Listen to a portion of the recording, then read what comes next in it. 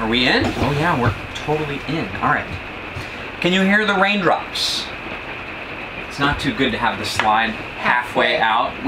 It's raining, but so far we're good. So we better make this quick. All right, this is the insider update. We have the giveaway for this inverter. More to share on that. Let's talk about last month's giveaway for the hashtag Alaska hat. It was so fun, and I loved the picture. The picture was the most adorable thing ever, and by the way, we need to send that to Alaska Hat and share that picture. They're gonna love it too. They're gonna love it. Their internet has been 10 times better than we thought it would be on our drive north. But still not totally connected. So like, we've been thrilled that we've had it every day. We thought that we wouldn't have it for like a 5-day stretch, and really when you get to a town along the way, there's mosquitoes everywhere. There's just one mosquito, and he's very sneaky. So anyway, along the way, I'm watching it, you're going down. So along the way, we've had like the opportunity to catch up for like 5 minutes, 5 minutes. So anyway, we have this long running list of when I get Wi-Fi in a real town, these are the things I'm going to accomplish. Okay, so what do we have to cover? We talked about the Alaskan hat, update on Tori and Carson.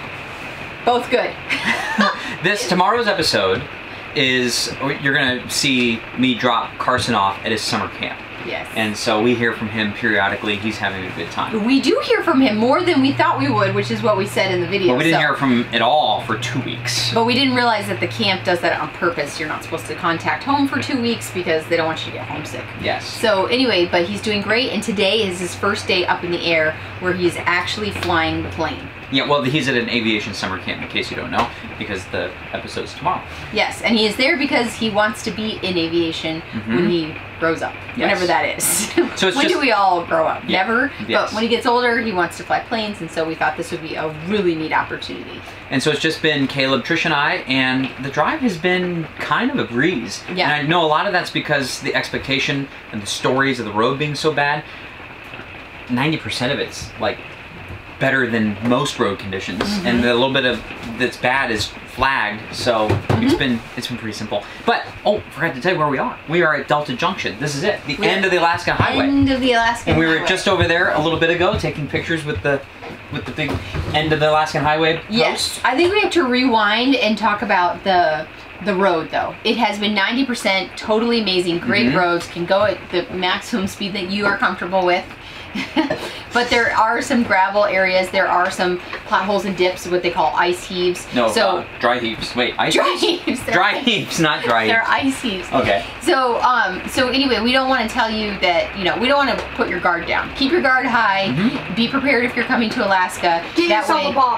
That way it is, that way it is something that you can easily manage. Yes. So anyway, we don't want to like lower your guard and then you get here and you can be like, man, what were they talking wreck about? an axle and pop a tire. For sure. All right. So other stuff to do. We are thinking about doing a meetup in Anchorage sometime around like July 20, between July 20 and July 25. Somewhere around there. Somewhere in there. So for all of the insiders that are in the Anchorage area, that'd be really cool to meet you.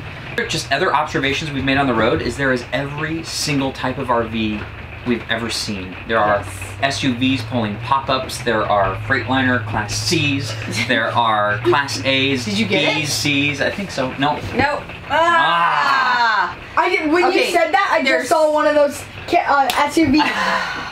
Okay, so anyway, so we're telling you this because, we even considered not getting this rig so that we could make it out to Alaska first. Because we're like, Alaska's gonna ruin our rig, and that's the commentary that we got too as well. You talk to some of the old timers, like I talked to an old timer in Santa Cruz, and he told me that he strapped wood onto his windshield. Well, that was back in the day where it's 1,400 miles of gravel. And so it's not the same. It's not the same.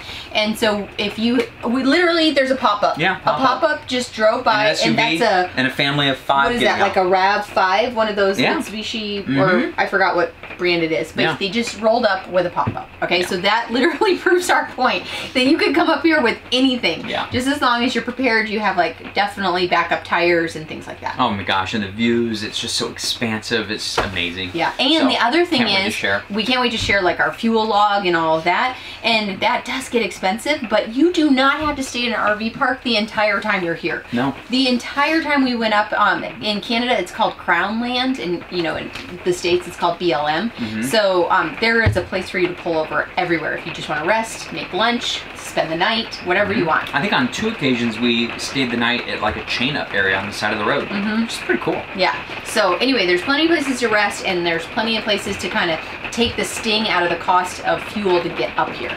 But we really cannot wait to start to share with you these episodes, because the footage that we got, even of the drive up, I think is going to be really interesting. Yeah, it was really cool. All right, so fuel, motorcycles. And then motorcycles, I guess this is the year people from all over the world are coming to Alaska. They're descending upon the frontier because the road up to the Arctic is paved for the very first time. So they can ride their motorcycles all the way up. How cool is that? In fact, we're even looking into tonight, we're going to be looking into possibly going up to the Arctic. I don't know how feasible that really is and what there is to do. If there's polar bears up there, I think we might do a little side trip to the Arctic.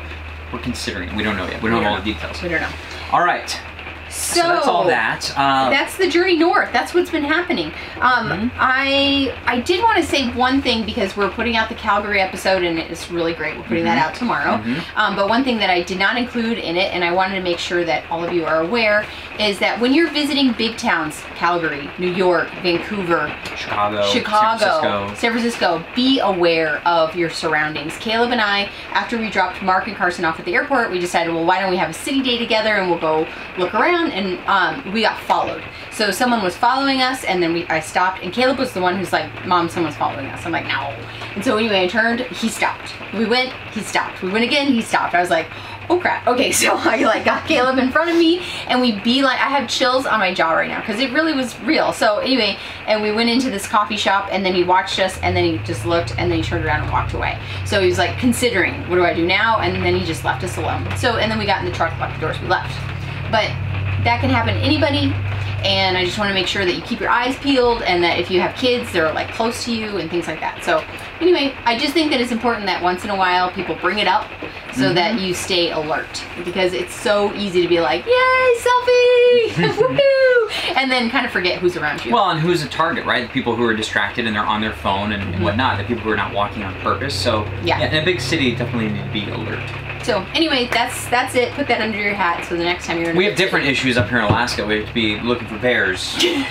Different type of predator. Different kind of predator. I was going to say that. Different kind of predator. All right. Okay. Let's do the giveaway by getting our random generator randomized.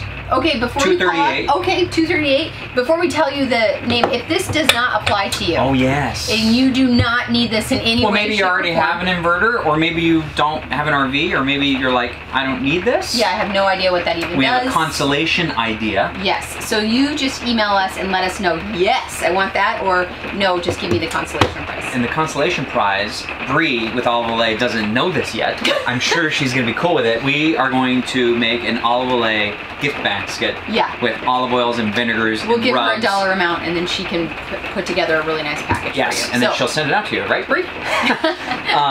And so so we'll figure that out. All right, so let's find out who 238 is. Okay. Sorry, excuse me, Trish. 238. Dun dun dun dun. Maybe they're Canadian. Ooh. Wouldn't that be nice? Yes. Oh, and you should probably know it's going to take us. Skylar? Oh, you're kidding. Oh, that's so Wait, cool. is it Skylar? Because this is Denton, Texas, not Skylar, California. Because I think he changed his address. Did he change it to Cal? Okay, so Skylar. Yep, that's got to be Skylar. Well, what's funny about that is we bumped into Skylar in Bozeman. He was across from us at the RV park, and he was sitting there, and I was on the phone, and he was like, Mark? And it was pretty funny. So we met Skylar in San Diego. So, Skylar, I have no idea if you need a 600-watt ZAMP inverter, but we'll talk, and you can let us know. Let us know. So, so anyway, so that's it. That is the wrap-up on the wrap-up.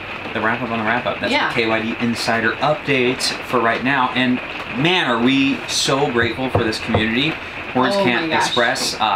We have like mud flaps being shipped over to Mitch's place in Fairbanks, and just the community, the people we're able to reach out to, the conversations, like the KYD Insiders is the best part of KYD for us. So we're so glad you're here. And we're so grateful for your support. Oh my gosh, absolutely. And if you are part of the Facebook group or part of the Patreon group, do not be shy. Jump in and give your 2 cents, help people out, ask questions, because that's what makes it great, is you.